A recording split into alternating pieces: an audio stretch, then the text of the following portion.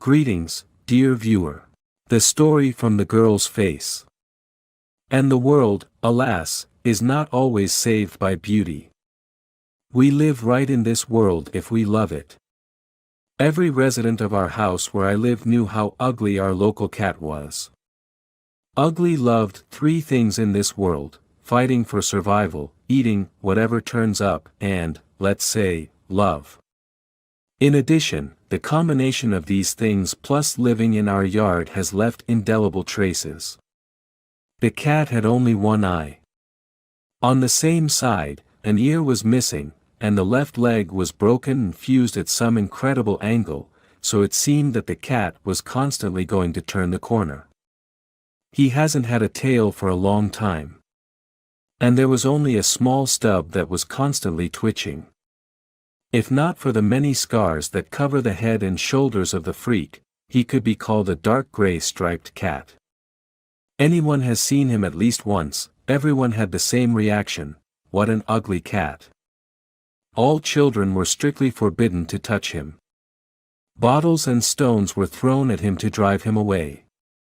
Adults pinched his paw with the door of the house or pinched his door with their foot so that he could not get out.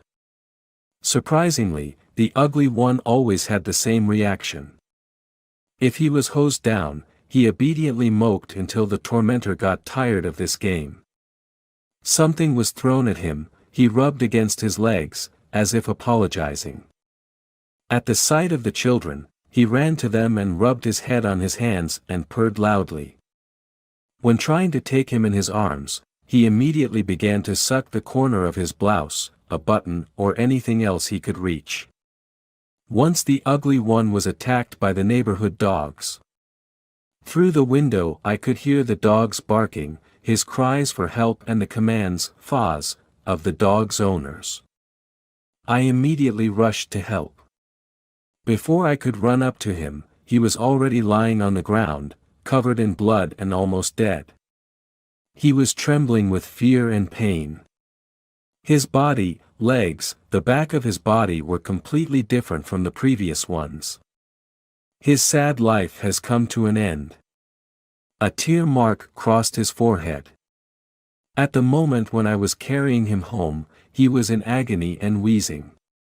And I ran as fast as I could, and only then realized that it could be damaged even more. Meanwhile, he was trying to suck my ear. I stood and sobbed, burying my face in his chest. The cat touched the palm of my hand with his head, his golden eye turned in my direction, and I heard, purring.